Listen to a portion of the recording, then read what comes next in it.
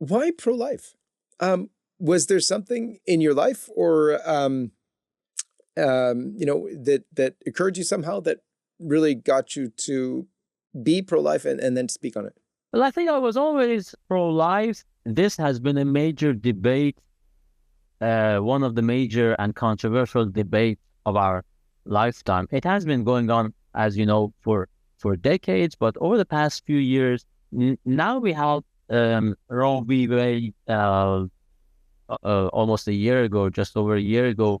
But where I live, and I live in England, it was a major issue a few years back when a referendum in Ireland, which is, a predominantly Catholic country, or used to be, that referendum was won by the so-called pro-choice crowd. And I remember looking at that, and I was a TV journalist at that time, looking at this huge square somewhere in the middle of Dublin, I suppose, as all these young women were celebrating, and it made me think, what are they exactly celebrating? Because we all like to, those jokes, sometimes mean jokes about, feminists and the pro-choice people who are maybe not attractive enough to even be in a relationship or a family. But these are all attractive, young, healthy, women, Irish women,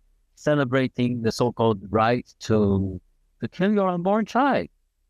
And that made me think. And of course, when this happened to me in terms of my comedy, I started somewhere around 2017, 2018, and I still am not big, but as a comedian, but I was I was an absolute beginner at that time, and I started again experimenting with some jokes, as any comedian is supposed to do, and I was shut down very soon by a couple of clubs because I tried a few pro-life jokes. And that kind of made me even more eager to examine this area, and because this is what you're supposed to do after all. You need to experiment, and you need to push the boundaries. And satire is, by definition, is speaking truth to power. And who has the most power nowadays?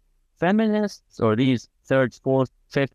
I don't know which wave we are at now, but they are everywhere. They are on TV commercials, institutions, workplace. And these are the powerful people, and they have the dominant narrative, which might be right, but I don't think it is. But as a comic, as someone who does satire, it's your responsibility to challenge that narrative. And of course, if you believe in that, all the more reason. And when the Roe v. Wade was overturned by the Supreme Court again, we had this major debate in the U.S. As you know, then a few months ago, we had this referendum in Ohio, which didn't work out for the pro-life people. But anyway, and this is again, in the run-up to the election in the U.S., Democrats are trying to make it an issue, hoping that they can maybe hurt Republicans or scare people into not voting for Republicans. So, especially on the back of, or in the wake of Roe v. Wade being overturned, I did this routine, and I thought, okay, now I'm going to do a routine, not just a couple of jokes, but almost a whole routine coming from my perspective. And I tried it first in Reading, a town near London. I think it was in October 2022. And it went surprisingly well for this kind of topic and for an area near London.